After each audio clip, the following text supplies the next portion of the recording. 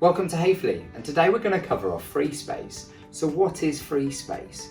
Well, free space is a soft close, sleek, minimalistic flap fitting. It's compact, yet it's extremely strong. This enables more storage space in a cabinet thanks to its clever German engineering. It's just a minimum depth of 63mm is required in a cabinet, meaning it's ideal for a multitude of applications. It's super quick and easy to install, and it's easy to carry out those final adjustments. This is why it's our multi-award-winning flap fitting, and it's all covered by our Hayfley 25-year warranty.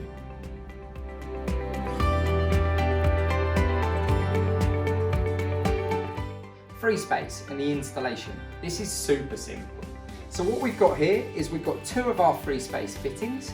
We've also got a drilling jig. Now this complements our range, but it doesn't have to be used. We will require a 5mm drill bit. You'll also require a 63mm depth cabinet. And if you look here, we've pre-installed it.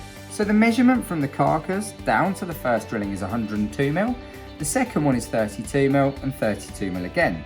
And they are all at 37mm from the face edge of your carcass. And remember, as long as you've got your 63mm depth or deeper, this is fine. We can use our drilling jig. Now our drilling jig is super simple to use. You place it here, your preset dowels are loaded to sit on your carcass face edge, and off you go and put your drill bits in. Now, once we've done that, this is where the free space is simple. We have two captive dowels already loaded. And if you look underneath the cover cap, you can see we have a pre-inserted screw. So all we're going to do is come along and make sure that we place these in line where we need to. Once we've placed them into position, you're simply going to fit your screw through. And that is as easy as installing a free space hinge. We're now good to go. This is one of our free space installed. We're going to do the same on the opposite side.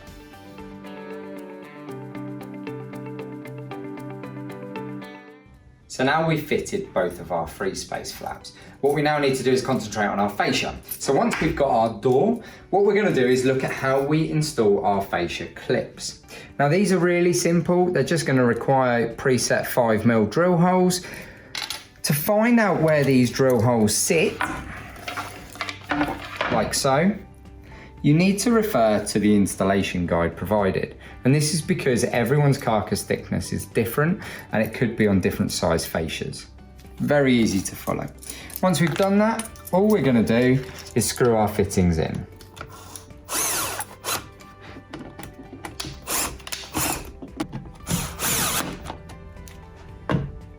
So now with our toolless application, we can just place these in situ. So to do this, we're going to make sure these lugs here on the bottom line up with these lugs on here.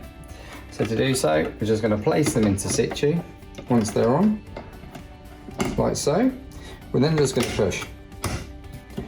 That's us now engaged. Nice and simple. To remove, all we're going to do is pull these tabs here. So you can see there's a bit of flex in both of these. If I pull either one, the door will disengage. Again, application on, lugs in position, like so. The door's now set in where you need. For any finer adjustments, what we need to do is open the door up, and there's 3 points of adjustment on these. You've got this one here, which is going to allow your weight tolerances, your springs moving up and down here to hold it so you can have multi-stop positions. You've then got other adjustments here and adjustments in here and fascia alignment here.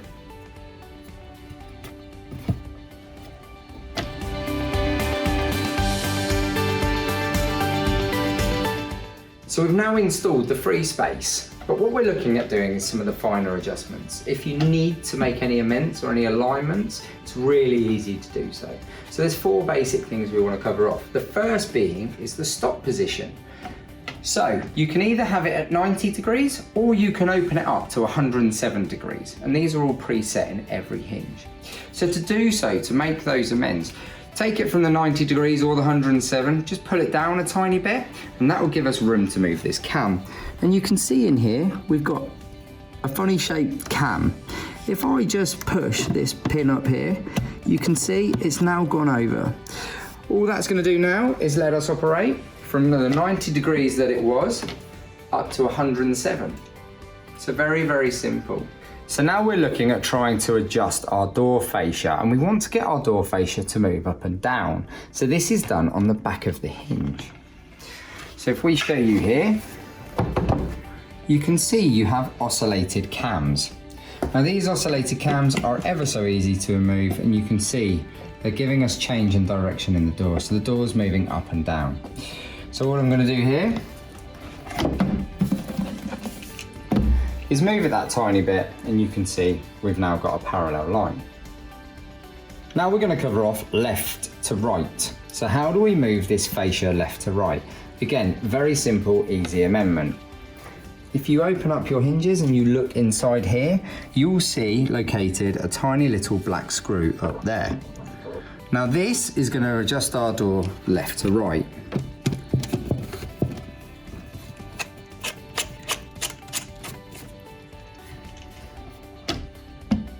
As you can see, we've now halved and halved the gap.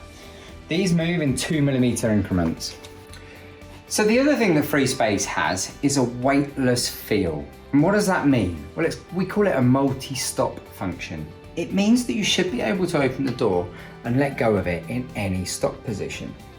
Now, if you're finding that your door is doing this, it's because the weights aren't set correctly. And these are really easy to amend. These are on here. And you can see, just by doing this, we should be able to now adjust our weight tolerances so our door can be left wherever the user so wishes. And it still operates perfectly.